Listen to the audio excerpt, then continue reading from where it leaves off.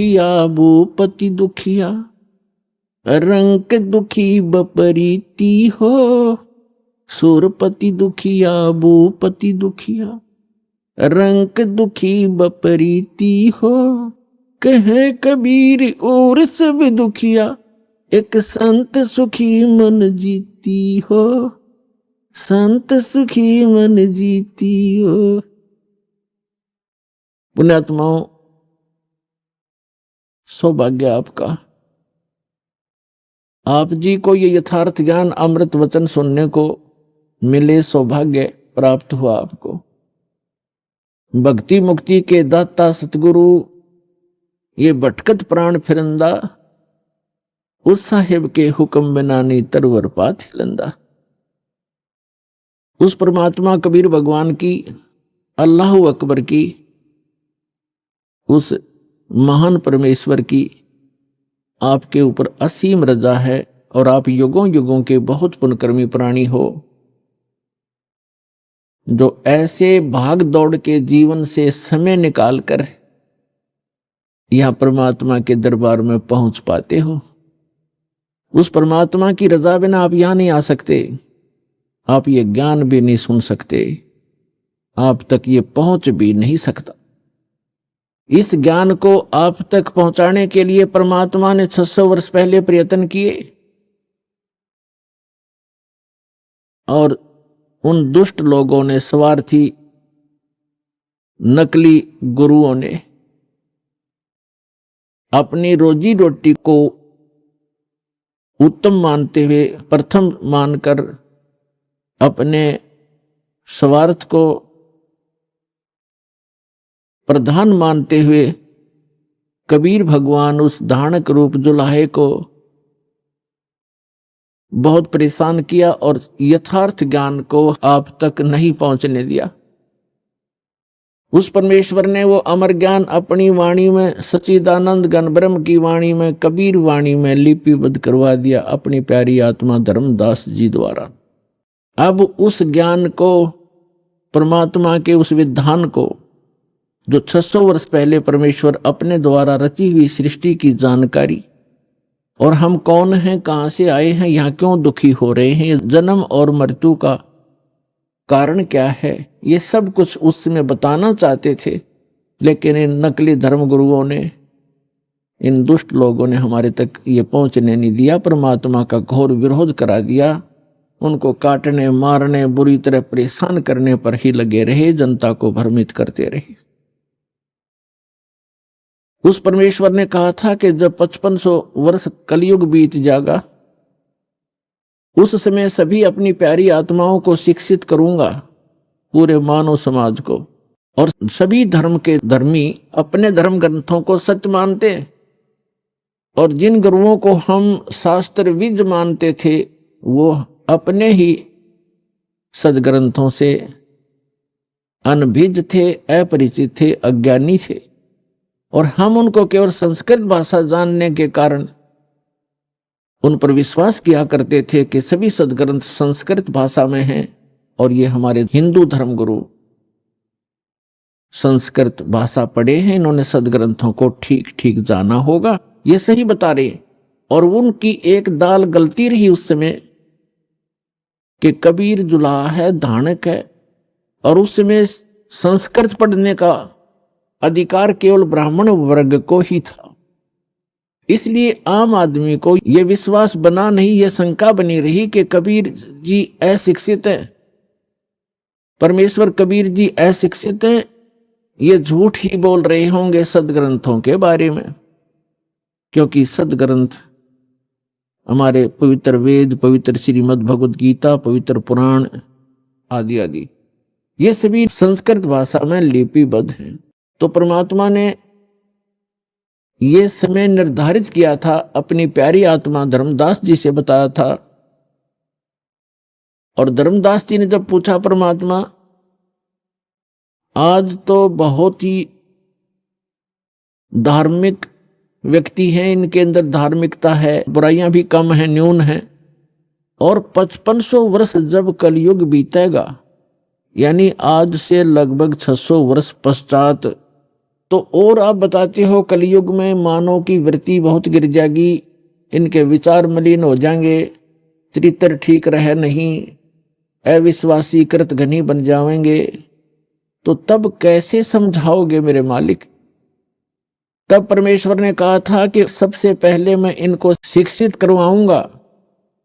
परमात्मा कबीर जी कहते हैं ये सब खेल हमारे किए, हमसे मिले सो निश्चय जिए। और फिर जब ये शिक्षित हो जाएंगे तब अपना दास भेजूंगा। तब तो कहा था मैं स्वयं जाऊंगा और उन सदग्रंथों के गूढ़ रहस्यों को जन साधारण को बताऊंगा, लेकिन स्वयं नहीं आए तो दास भेज दिया पुण्यात्माओं उस परम पिता ने।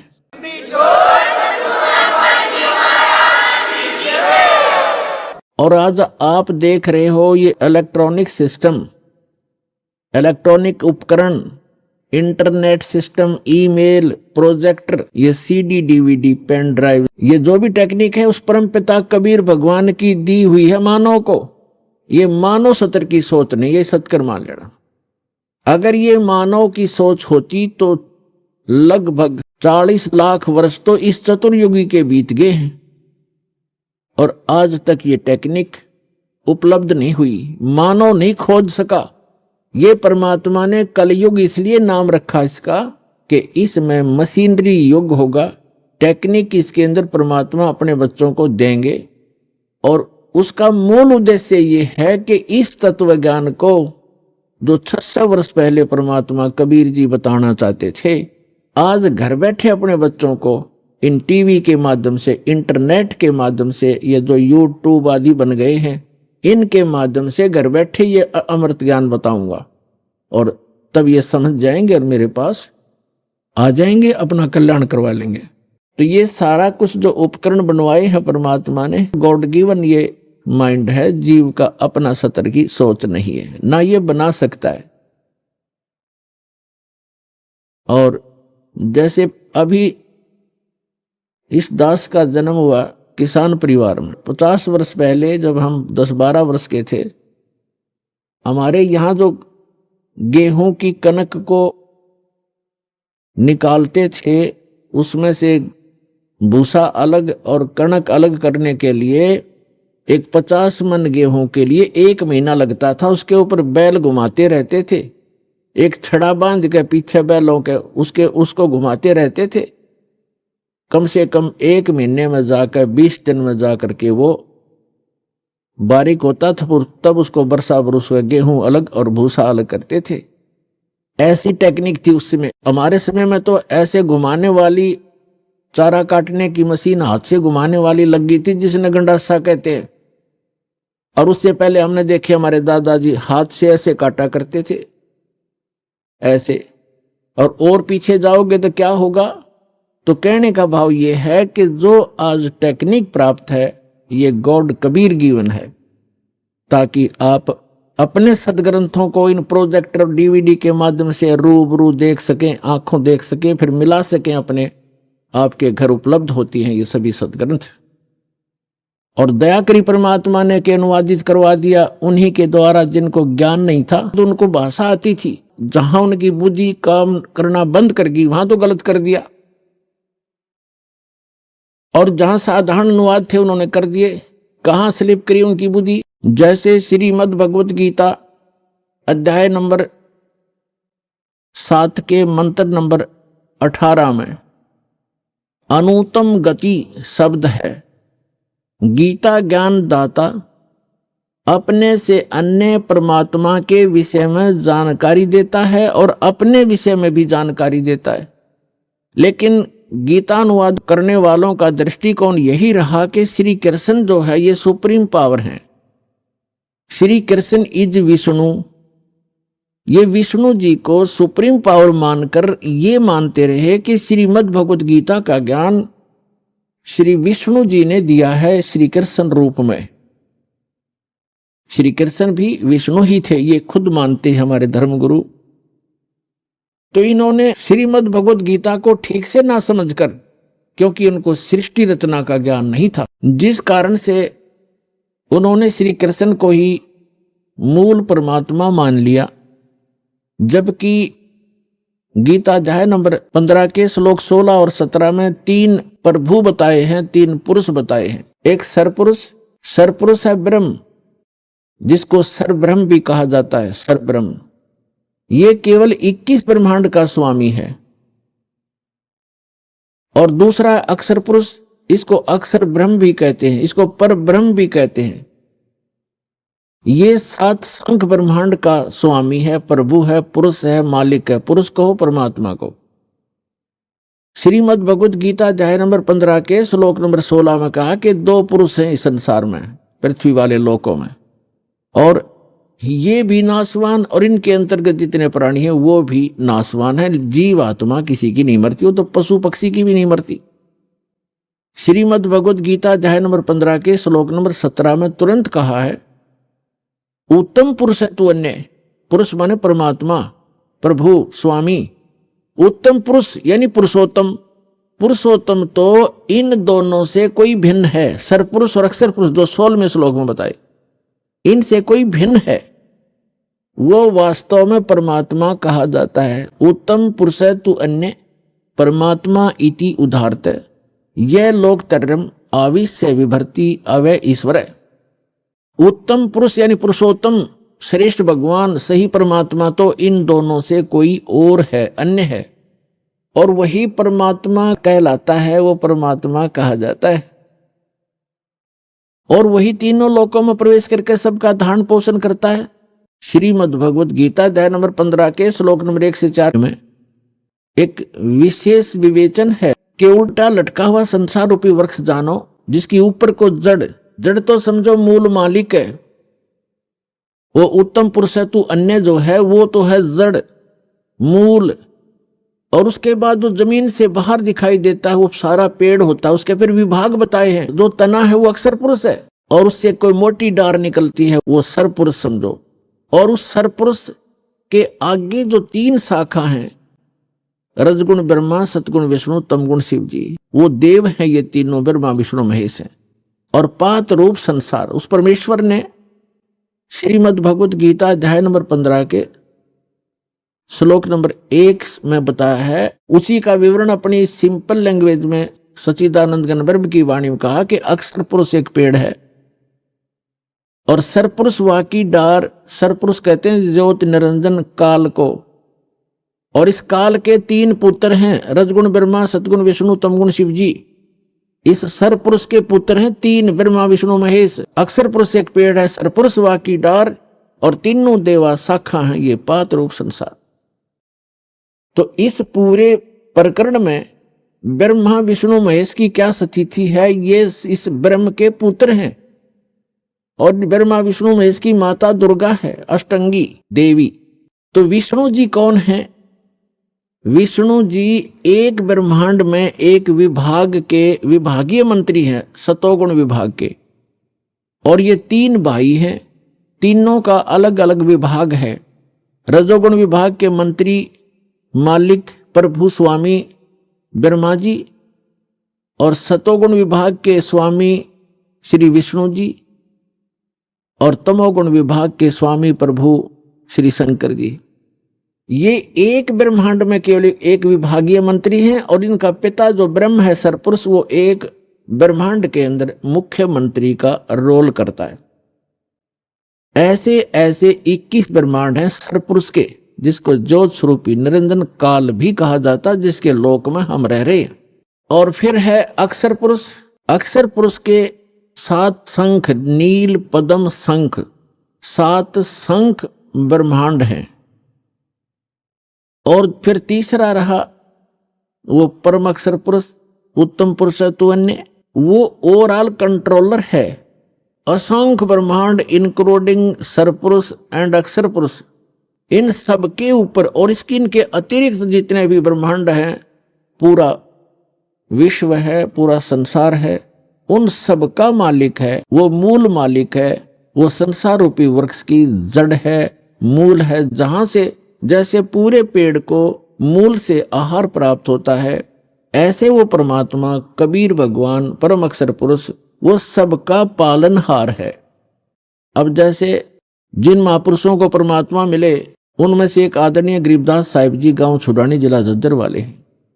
वो बताते हैं परमात्मा को आंखों देखकर परमात्मा से परिचित सभी ब्रह्मांडों से और परमात्मा द्वारा रची सृष्टि से परिचित होकर कहते हैं, अनंत कोटि ब्रह्मांड का एक रति नहीं भारे, सतगुरु पुरुष कबीर हैं ये कुल के सिरजनहारे। वो कबीर कौन है? हम सुल्तानी नानक तारे, दादू को उपदेश दिया, जात जुलाहा भेद न पाया, वो काशी महे कबीर हुआ। अब ये है वो सारे ब्रह्मांडों का रचनार, मूल मालिक। अब हम फिर आते हैं श्रीमद् भगवत गीता अध्याय नंबर 15 के श्लोक 17 पर। उत्तम पुरुष तु अन्य परमात्मा इति उदाहरतः, यह लोक तरम आविश्य विभर्ति अवय ईश्वर। उत्तम पुरुष तो कोई और है, पुरुषोत्तम तो कोई इन दोनों से अलग है, जो 16वें श्लोक में कहा है 15वें अध्याय के श्रीमद् भगवत गीता में। सत्पुरुष और अक्षर पुरुष से अन्य है, वो पुरुषोत्तम कहलाता है और उसको वास्तव में वो परमात्मा कहा जाता है। परमात्मा, परमात्मा माने श्रेष्ठ आत्मा। श्रेष्ठ आत्मा वही होता है जो किसी को दुख ना दे, किसी के बेटा बेटी की मृत्यु ना करे, कैंसर ना करे, किसी को रोग युक्त ना करे, दुखी ना करे, उसको परमात्मा कहते हैं, श्रेष्ठ आत्मा, अच्छी आत्मा।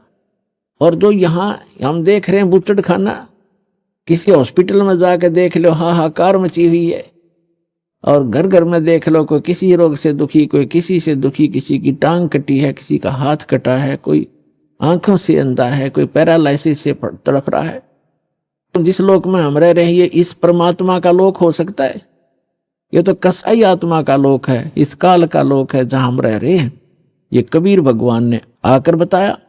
और जिन महापुरुषों को परमात्मा सचखंड लेकर गए अपनी सुखमय स्थान पर, और फिर उनको गवाह बनाकर, साक्षी बनाकर वापस छोड़ा, उन्होंने भी यही बताया कि ये लोक ठीक नहीं, एक स्थान और है जहां जाने के बाद जीव फिर कभी लौटकर वापस इस गंदे लोक में नहीं आता, और वहां कोई दुख नहीं, वहां वर्द अवस्था नहीं, वहां मृत्यु नहीं। श्रीमद् भगवत गीता अध्याय नंबर 15 के श्लोक नंबर 17 में कहा है कि उत्तम पुरुष है तू अन्य परमात्मा इति उदाहरतः, और यह लोकतरम आविश्य विभर्ति अवैश्वर, जो तीनों लोकों में प्रवेश करके वो श्रेष्ठ परमात्मा जो सरपुरुष और अक्षर पुरुष से अन्य है, वो संसार रूपी वृक्ष की मूल है, जड़ है, ऊर्ध्व मूलम अधः शाखम, ऊपर को जो जड़ है वो तो समझो परम अक्षर ब्रह्म है। और यह लोक तरम अविश्य विभर्ति, जो तीनों लोकों में प्रवेश करके सबका धारण पोषण करता है। पूरे पेड़ को मूल से ही आहार मिलता है, मूल से उसकी परवरिश होती है। तो पूरा जो मूल है ऊपर परमात्मा है, जो सतलोक में रहता है, वो अक्षर पुरुष, परम अक्षर पुरुष, वो सारी सृष्टि का रचनहार, सर्व उत्पादक प्रभु, वो कबीर साहब है जो काशी में धानक रूप में आए थे। उस परमात्मा ने विधान बना के छोड़ दिया है। उस विधान अनुसार जो चलेगा उसको जैसा भी यहाँ का जो कर्तव्य है, लाभ है, उस अनुसार उसको मिलता रहेगा, उसको उसी प्रकार उसका जन्म मृत्यु होता रहेगा। और इस जन्म मृत्यु से बचने के लिए विधान बनाया है, जो उसको अपनाएगा, उसको अप्लीकेबल कर लेगा, उसका जन्म मृत्यु छूट जाएगा। तो वो जन्म और मृत्यु के छूटने का विधान हमें प्राप्त नहीं हुआ था। परमात्मा ने 600 वर्ष पहले बताने की चेष्टा की, लेकिन हम अशिक्षित होने के कारण हम वंचित रह गए। उसकी पूर्ति करने के लिए परमात्मा ने अब समय दिया है, निर्धारित किया था।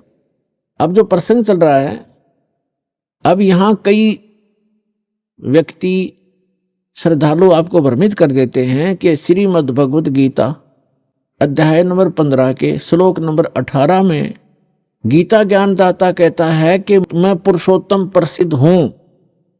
तो वो भ्रमित करते हैं कि रामपाल इनकम्प्लीट ज्ञान देता है, 17वें श्लोक तक ही बताता है, 18वें में क्यों नहीं बताता कि उसमें खुद कहता है मैं पुरुषोत्तम हूं। यदि उसको 18वें श्लोक को हम फाइनल माने तो 17वां गलत हो गया, क्योंकि गीता ज्ञानदाता तो यह कहे कि पुरुषोत्तम तो इन दोनों से कोई अन्य है, और 18वें में क्या कहता है कि मैं गीता ज्ञानदाता कौन है? ये श्री कृष्ण कहो चाहे विष्णु को, ये बोलने वाला श्री कृष्ण और विष्णु नहीं है। इनके अंदर इनका पिता जो सरपुरुष है उसने प्रतिज्ञा कर रखी है। 7वें अध्याय के 24-25वें श्लोक में कहा है, वो खुद कहता है गीता ज्ञानदाता कि मैं अपनी योग माया से छुपा रहता हूं। ये बेबुद्धि मंदबुद्धि के लोग मुझे एज ए कृष्ण मान रहे होंगे, व्यक्ति रूप में खड़ा प्राप्त मान रहे होंगे।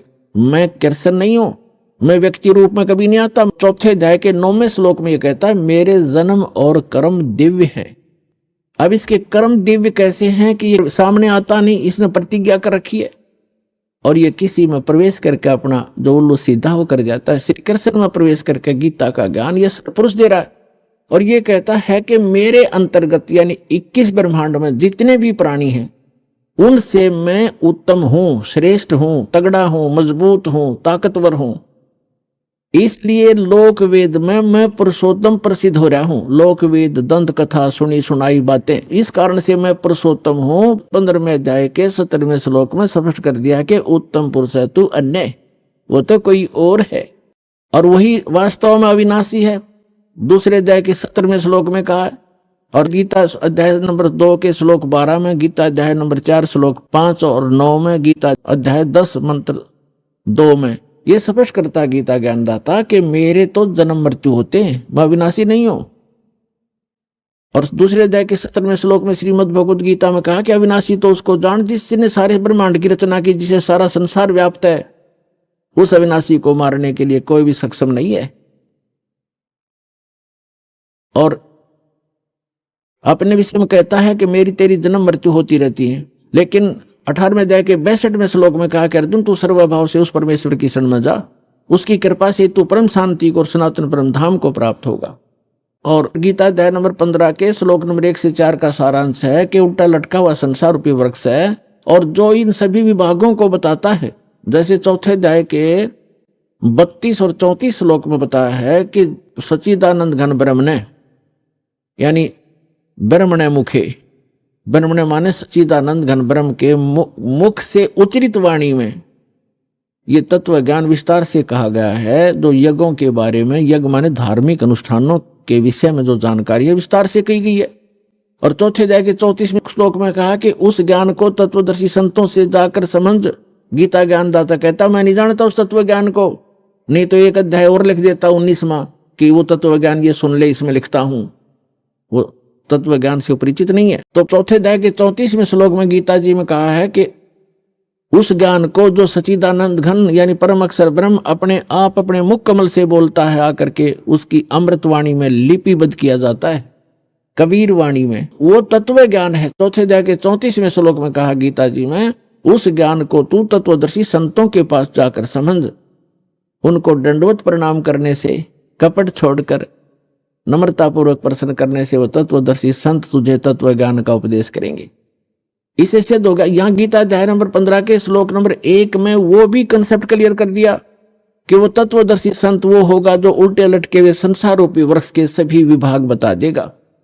जैसे परमेश्वर स्वयं आते हैं वो तत्वदर्शी संत की भूमिका भी करते हैं, भगवान तो वो होते ही होते। कबीर साहब कहते हैं अक्षर पुरुष एक पेड़ है, सरपुरुष वा की डार, निरंजन वा की डार और तीनों देवा शाखा हैं, ये पात रूप संसार। तो जड़ कौन है?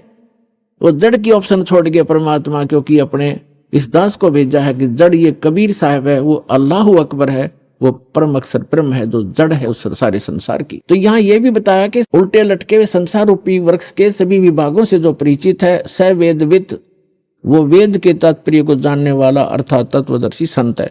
उसके पश्चात परमेश्वर के 15वें अध्याय के 4थे श्लोक में लिखा है तत्वदर्शी संत की प्राप्ति के उपरांत परमेश्वर के उस परम पद की खोज करनी चाहिए जहां जाने के बाद साधक लौटकर कभी संसार में नहीं आते। और जिस परमेश्वर ने सारे ब्रह्मांडों की रचना की है और केवल उसी की भक्ति करो। गीता ज्ञानदाता अपने से अन्य उस पुरुषोत्तम परम अक्षर ब्रह्म की भक्ति करने के लिए कहता है जिससे आपकी जन्म और मरण छूटेगा।